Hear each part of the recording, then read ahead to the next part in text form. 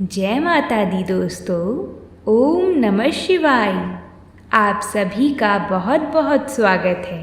आज हम सभी भक्तजन सोमवार व्रत की कथा सुनेंगे। तो आइए माता की कृपा से कथा को प्रारंभ करते हैं। आप सभी कथा को सुनने से पहले वीडियो को लाइक ज़रूर करें, साथ ही में हमारे चैनल को सब्सक्राइब भी करें ताकि आप सभी को ऐसी ही कथाएं सुनने को मिलें और माता रानी की कृपा आप सभी पर बनी रहे। बोलिए भगवान शंकर की जय। एक समय भगवान महादेव जी और माता पार्वती जी के साथ भ्रमण करते हुए मृत्यु लोक में विदर्भ देश की अमरावती नगरी में पहुँचे। वह पूरी नगरी हर प्रकार के सुखों से परिपूर्ण थी। उस पुरी के राजा ने एक अति सुंदर शिव मंदिर बनवाया था। उसी मंदिर में महादेव जी और माता पार्वती निवास करने लगे। एक समय की बात है, एक समय माता पार्वती जी ने भगवान शंकर को प्रसन्नचित्त देखकर मन बहलाने की इच्छा से उनसे चौसर खेलने का आग्रह किया। भगवान शंकर जी ने अपनी प्राण प्यारी की बात मानकर चौसर खेलना प्रारंभ किया। उसी समय उस मंदिर का पुजारी निमित्त बनकर मंदिर में आया और माता पार्वती जी ने उस पुजारी ब्राह्मण से एक प्रश्न किया कि इस चौसर की बाजी में किसकी जीत होगी। भाग्यवश ब्राह्मण बिना विचारे ही बोल उठा कि महादेव जी की ही जीत होगी। परंतु हुआ इसके विपरीत और थोड़ी देर में बाजी समाप्त होने पर माता पार्वती जी की ही जीत हुई। इस पर माता पार्वती जी को ब्राह्मण के झूठ बोलने के कारण बहुत क्रोध आया और उसको श्राप देने के लिए तैयार हो गई। यद्यपि महादेव जी ने पार्वती जी को बहुत समझाया, परंतु उन्होंने कुछ भी न मानकर ब्राह्मण को कोढ़ी होने का श्राप दे दिया।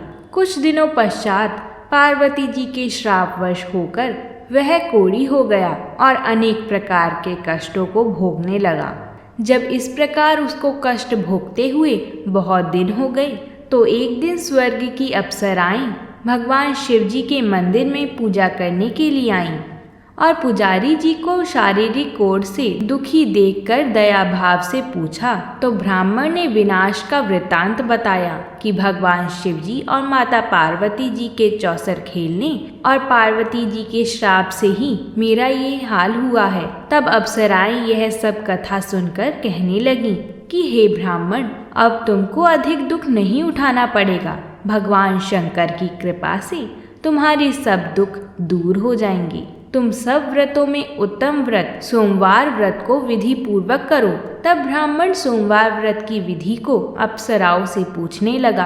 अप्सराएं कहने लगी कि सोमवार व्रत को स्नान आदि से निवृत्त होकर अच्छे वस्त्र धारण कर फिर आधा किलो खूब अच्छी तरह शुद्ध भुने हुए गेहूं का आटा लेकर उसका प्रसाद बनाओ और फिर उसके 3 भाग कर लो। फिर चंदन, अक्षत, फूल, धूप, नैवेद्य, बेलपत्र, धतूरा आदि लेकर प्रदोष काल में भगवान शंकर का पूजन करो। भगवान शंकर का पूजन भक्ति और श्रद्धा से युक्त होकर करो। फिर प्रसाद के 3 भागों में से एक भाग भगवान शंकर का प्रसाद समझकर उपस्थित सज्जनों को बांट दो और आप भी प्रसाद पालो।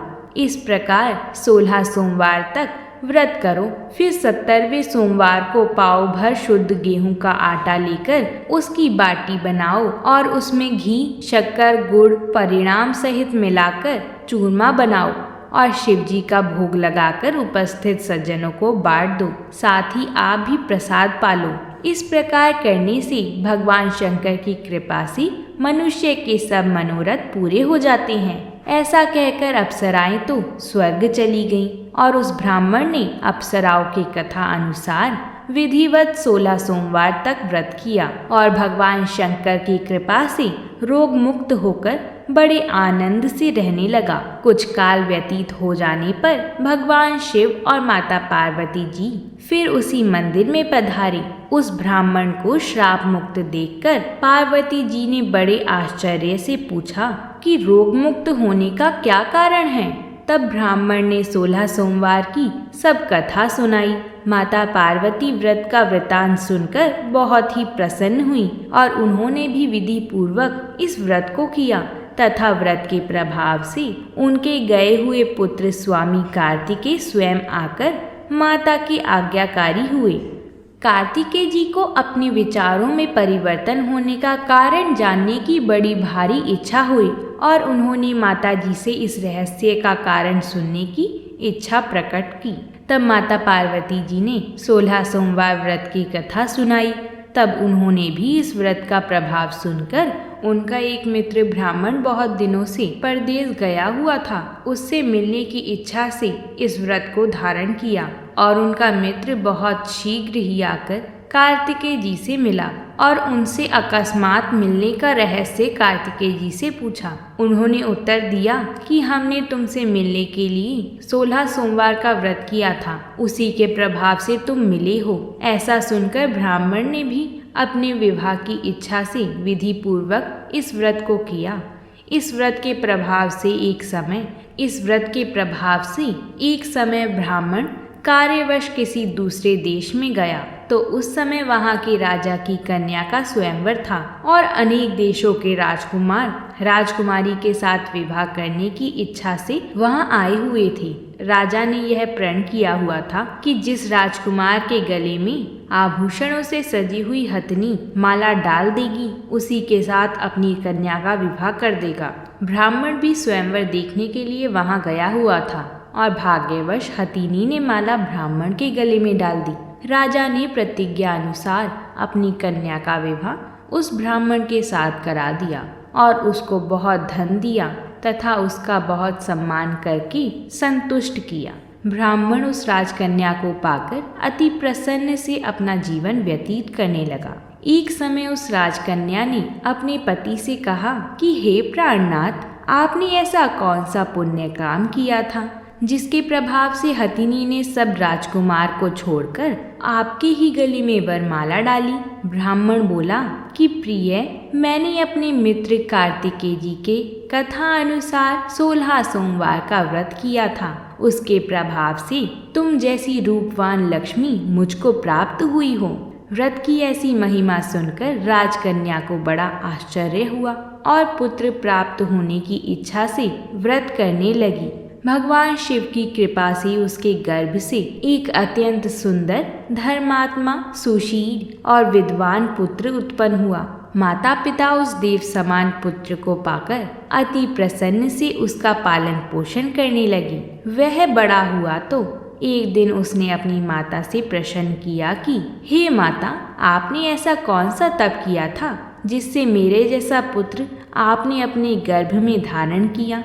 माता ने अपने पुत्र की प्रसन्नता के लिए वही 16 सोमवार व्रत का विधान कहा। जब पुत्र ने मनोवांछित फल देने वाले ऐसे सरल व्रत का वृतांत सुना तो वह भी राज्य अधिकार पाने की इच्छा से इस व्रत को करने लगा। उसी समय किसी देश के वृद्ध राजा के दूतों ने आकर उसको राजकन्या के योग्य समझकर कन्या का विवाह करके अति प्रसन्नता को प्राप्त हुआ। वृद्ध राजा के मृत्यु के पश्चात वही ब्राह्मण पुत्र राज्य सिंहासन पर बैठ गया, क्योंकि उस राजा के उस कन्या के अलावा कोई संतान नहीं थी। राज्य अधिकार पाने के पश्चात भी वह ब्राह्मण पुत्र सदैव 16 सोमवार का व्रत विधि पूर्वक करता रहा। वह 17वां सोमवार आया तो राजा ने पूजा सामग्री लेकर रानी को शिवालय चलने के लिए कहा, परंतु राजकन्या ने उसकी आज्ञा ना मानकर स्वयं शिवालय ना जाकर दास दासियों के हाथों सभी सामग्रियां भिजवा दी। जब राजा ने शिवजी का पूजन समाप्त किया तो आकाशवाणी हुई कि हे राजा, तुम अपनी इस रानी को राजमहल से निकाल दो, नहीं तो यह तुम्हारा सर्वनाश कर देगी। राजा को आकाशवाणी सुनकर बड़ा आश्चर्य और दुख हुआ और शिवजी की आकाशवाणी का सब वृतांत अपनी सभा में आकर सभी सदस्यों से कहा। सभासदों को यह सुनकर अत्यंत आश्चर्य हुआ और दुख हुआ कि जिस राजकन्या के कारण इसको राज प्राप्त हुआ, उसी को निकालने के लिए सब प्रपंच रच रहा है, परंतु राजा ने उसको निकाल ही दिया। रानी अति दुखित होकर अपने भाग्य को कोसती हुई नगर से बाहर चली गई। पैरों में जूती नहीं, नंगे पैर, फटे हुए वस्त्र पहनी भूख से दुखित रानी धीरे धीरे चलकर एक नगरी में पहुंची। वहां पर एक बुढ़िया कुछ सूत काटकर बेचने जा रही थी। रानी की दीन अवस्था देखकर कहने लगी कि तू मेरे साथ चलकर सूत बिकवा दे, मैं वृद्ध हूँ, कुछ भाव आदि का पता नहीं। रानी ने सूत की गठरी बुढ़िया के सर से उतारकर अपने सिर पर रख ली। अभी थोड़ी ही दूर गई होगी कि ऐसी आंधी आई कि बुढ़िया का सारा सूत पोटली समेत उड़ गया। बुढ़िया रोती और पछताती रह गई और रानी को अपने साथ से दूर रहने को कह दिया। तब रानी एक तेली के घर गई तो तेली के घर में जितने तेल के घड़े थे सब चटक गए। ऐसी दशा देखकर तेली ने उसको भाग्यहीन समझकर अपने घर से निकाल दिया। रानी इस प्रकार दुखी होकर एक नदी के तट पर जल पीने के लिए गई तो नदी का सब जल सूख गया। फिर रानी एक बाग में गई जिसमें एक बड़ा सुंदर सरोवर था। रानी जैसे ही जल पीने सीढ़ियों से नीचे उतरी, जल पीने के लिए उसने जैसे ही जल को स्पर्श किया वैसे ही नील कमल के समान जल में असंख्य कीड़े उत्पन्न हो गए और सारा जल गंदा हो गया। हताश होकर रानी ने अपने भाग्य को कोसते हुए इसी गंदे जल का पान किया और विश्राम करने के लिए एक पेड़ की शीतल छाया के नीचे गई तो पेड़ के सब पत्ते गिर गए। रानी जिस पेड़ के नीचे जाती उसी के पत्ते गिरने लगते। उस वन के पेड़ों की और सरोवर के जल को और सरोवर के जल की दशा देखकर उस वन के ग्वालों ने, जो वहां पर अपनी गायों को चराते थे और सरोवर में जल पिलाते थे, बड़े दुखी भाव से यह सब कथा अपने गुसाई जी को सुनाई। वह उसी नगर के एक मंदिर के पुजारी थे। तब सभी ग्वालों ने रानी को गुसाई के पास ले गए। रानी के मुख की कांति और शोभा देखकर गुसाई जी को समझ आ गया कि यह अवश्य किसी कुलीन वंश की अबला दुखित स्त्री है। ऐसा सोचकर गुसाई जी ने रानी से कहा कि मैं तुम्हें अपनी पुत्री समान रखूंगा, तुम मेरे आश्रम में रहो, यहाँ तुमको किसी प्रकार के कष्ट नहीं होंगे। ऐसे वचन सुनकर रानी को कुछ धीरज हुआ और वह आश्रम में ही रहने लगी। परंतु जो भी भोजन बनाती उसे तथा जो जल भर कर लाती उसमें कीड़े पड़ जाते।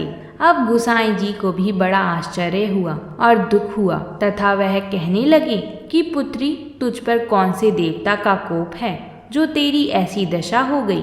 तब गुसाई जी की बात सुनकर रानी ने शिव पूजा का सारा वृतांत गुसाई जी को सुनाया। तो गुसाई जी ने अनेक प्रकार से भगवान शंकर की स्तुति की और रानी से कहने लगे कि पुत्री, तुम सब मनोरथ पूर्ण करने वाले 16 सोमवार का व्रत करो, उसके प्रभाव से ही तुम्हारे सब कष्ट दूर होंगे। गुसाई जी की आज्ञा अनुसार रानी ने 16 सोमवार के व्रत किए और 17वें सोमवार को पूजन से राजा के हृदय में विचार उत्पन्न हुआ कि रानी को गए बहुत समय हो गया है, न जाने कहाँ भटकती होंगी, अब उसे ढूंढना चाहिए। यह विचार कर चारों दिशाओं में अपने दूतों को रानी को ढूंढने के लिए भेजा। ढूंढते ढूंढते गुसाई जी के आश्रम में भी पहुंच गए और उनको सब वृतांत सुनाकर रानी को अपने साथ ले जाने के लिए कहा, परंतु गुसाई जी ने रानी को नहीं भेजा। तब दूतों ने रानी का पता और सब वृतांत जाकर राजा को सुनाया।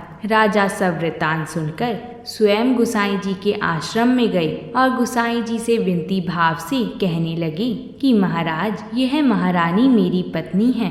भगवान शंकर के कोप से मैंने इसको त्याग दिया था। अब भगवान शंकर का कोप इस पर शांत हो गया है, इस कारण इसको लेने के लिए यहाँ आया हूँ। आप इसको मेरे साथ चलने की आज्ञा दीजिए। गुसाई जी ने राजा की बातों का विश्वास करके रानी को राजा के साथ जाने की आज्ञा दे दी और रानी बड़ी प्रसन्नता के साथ राजमहल में आई।